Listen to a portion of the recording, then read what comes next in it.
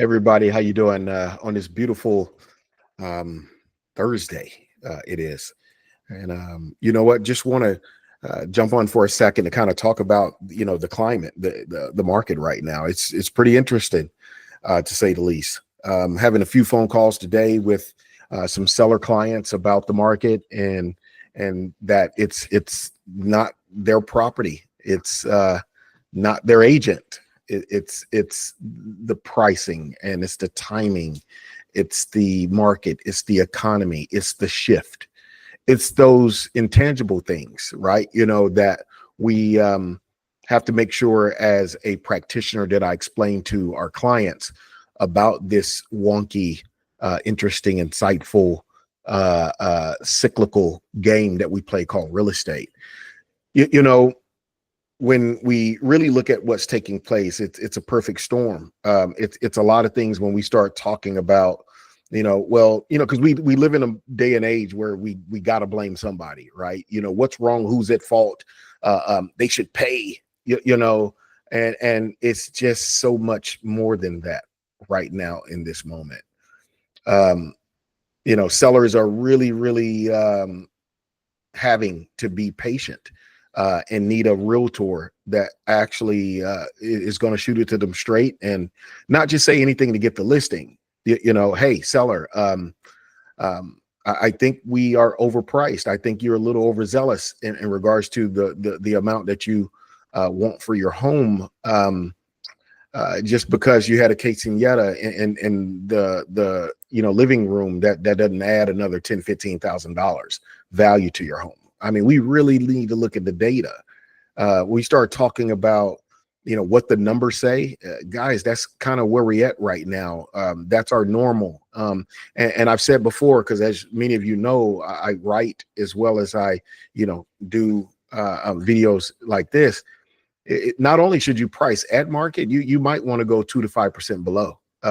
That's simply where we're at. The market right now is flooded with inventory, and I remember months ago we were begging for it. Well, now we have a lot of inventory, and unfortunately, a lot of that inventory is priced too high. And buyers are kind of sitting on a sideline, kind of blowing, the nails and waiting for the right number. It's not about emotions anymore. I'm starting to see where this business is not as emotional as it used to be, or maybe that just depends on what side of the fence you're on. But I know for buyers right now, it feels very logical. It feels very logical, and a buyer is sitting back and it's all about the numbers. It's all about the numbers. It's all about what makes sense. It's all about the deal, right? When we start talking about, are you offering me concessions, meaning closing costs? Can I buy my interest rate down with that money? Can I lower my closing costs with that money? What does that look like? Rates are rates. Rates are where they're at right now, and there's really nothing that could be done about that other than make sure that you buy right. The beautiful thing about real estate, or the thing that most people should know, is that a deal isn't established when you sell. That deal is established when you buy. Did you buy right? Right. And a lot of people right now are trying to make sure that they buy right. And there's some things you can control in that, and there's some things that you can't. Is the market softening? Maybe, depending on the area. That's not something that's just across the board. And again, why you should hire an experienced realtor that will make sure that they look at everything in a comprehensive manner for you, and predict as much as possible, because this is a market that really is very interesting right now. We're in the middle of July, August, and it's like this is probably one of the slowest peak seasons I've ever seen. Now, thank God for me and my team, we're doing okay. We're doing pretty good. But it's the slowest peak season that I've seen. We don't know if this pace will continue throughout the fall. Going into 2026. We don't know. Nobody knows that. Historical data irrelevant. So it's just we're in this moment that's a little unique, and so one has to just make sure that they hire somebody who can provide them with enough information in regards to buying or selling to make the most educated decision possible, again, about the largest purchase most people make in their lives, which is buying and selling a home. And so, guys, I want you to be patient, be methodical, be comprehensive. And a lot of people are asking, so I'm going to jump out here for you. Sellers, Bobby, is it a good time to sell? Yes. Right. But I have a 2-3% interest rate. Okay. And so the biggest thing here is maybe there's the equity in the property that you need right now. Are you trying to start a business? Are you trying to relocate? Taxes are too high, property taxes, this, that, and the other. Everybody's needs are unique. And so should you sell? I believe just because you're entertaining the idea of it, that it deserves for us to deep dive into that. Right. So why did you ask that question? What are you thinking?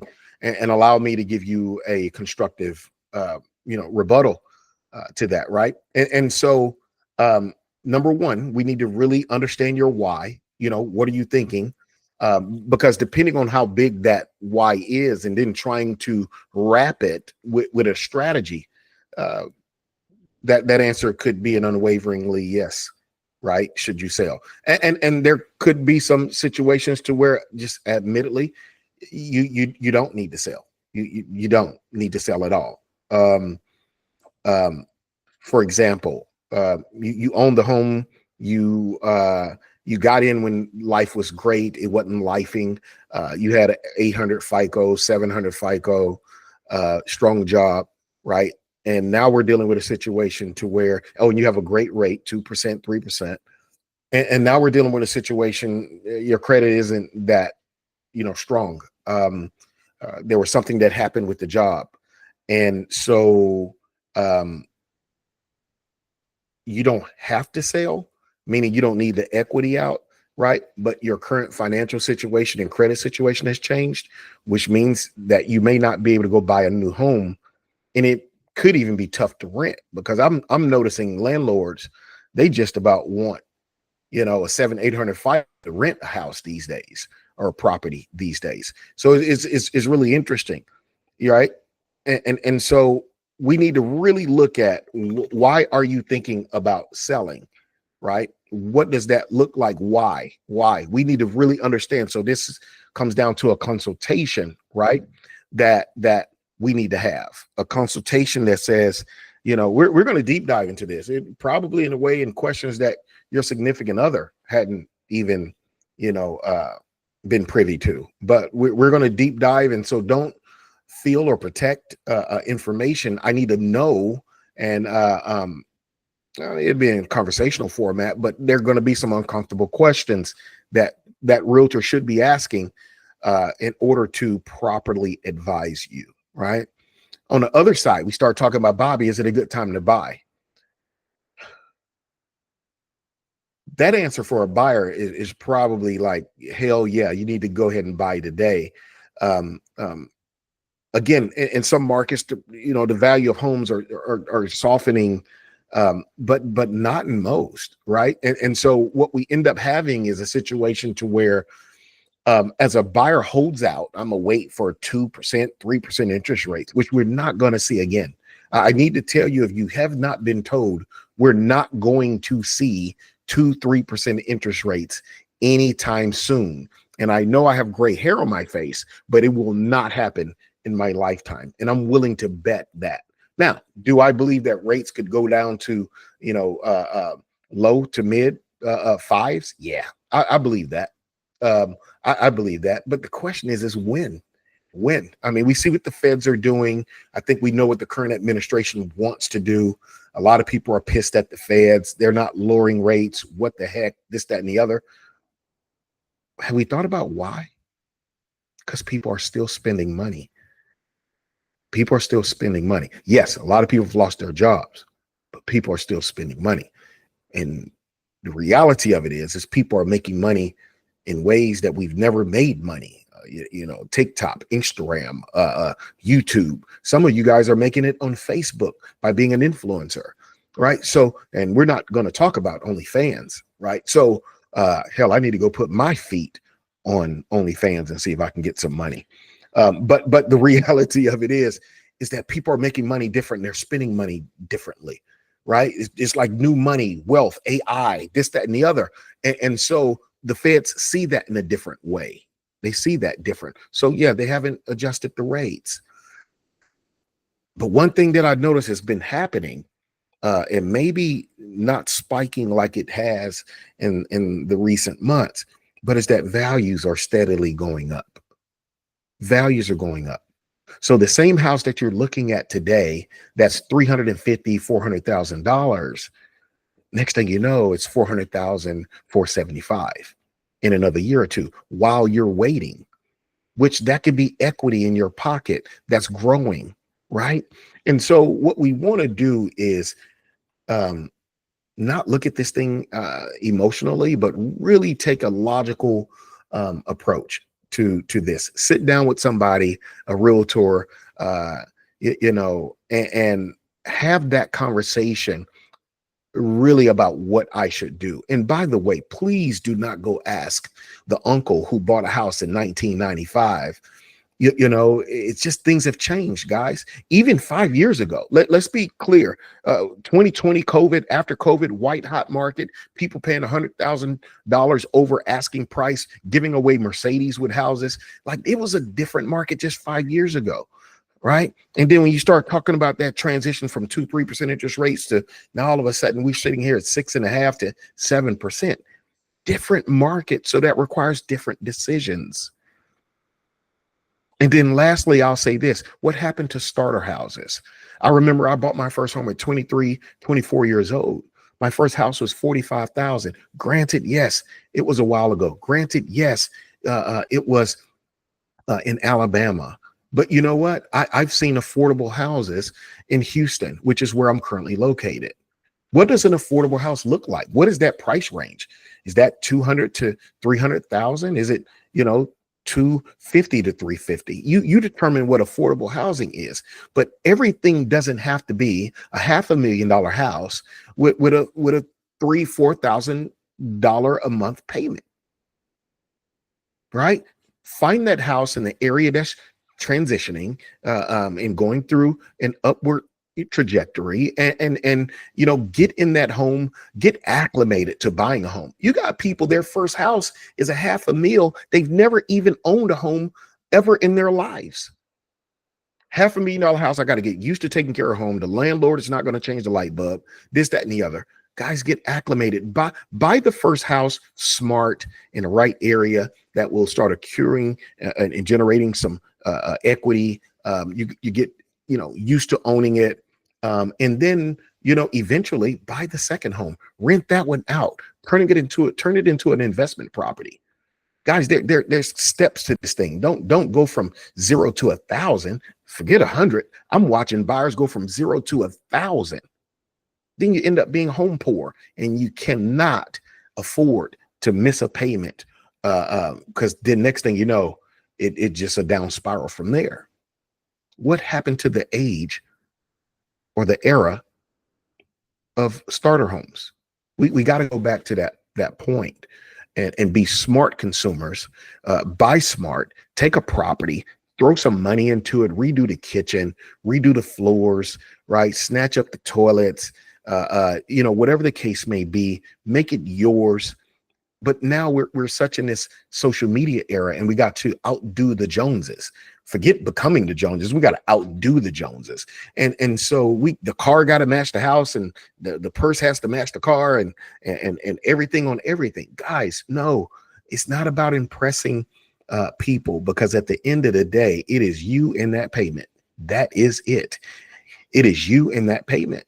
And that is it. So when it comes to real estate, guys, get a great mortgage loan officer that could, do a mortgage planning for you anywhere between 6 and 8 months out. If you're ready now, go for it now. But nobody wakes up this and, oh, you know what? I'm going to go and buy a house. I'm going to spend about $500,000. Yeah, this is not a shirt or a pair of pants. We're talking about a home, an investment. And that's how you should look at it logically. Balance that logic and emotion ratio, and go into this thing with your eyes and ears wide open. Make a great decision with an expert, somebody who's proven. Don't go for somebody and be their guinea pig that closed one deal last year. If even, I mean, we got 70% of realtors that didn't even close a deal last year. Why would you want that person to represent you for the largest purchase, most important purchase of your life? And I'm sorry to all of you individual agents who hadn't closed the deal in the last year. I'm sorry, but yeah, I am talking about you. I would not want to go have a doctor do open heart surgery, and he said, hey, I'm gonna do the best I could do. I hadn't done this in all year. What are we doing, bro? Like, what are we talking about? Yeah, I'm gonna go to court, and you might get 20 years, in jail. But I hadn't done this in about 2 years. I hadn't had a case or tried a case, but you know what? I'm gonna do the best I can for you. What, bro? Like, what are we talking about? And to me, buying a home or selling a house is on the same level. We're talking money. We're talking the biggest transaction most people make in their lives. So why wouldn't you go get somebody who's proven, experienced, and that can get the job done? I don't want to be anybody's guinea pig. Please do not experiment on me. And I need this experience to go accordingly.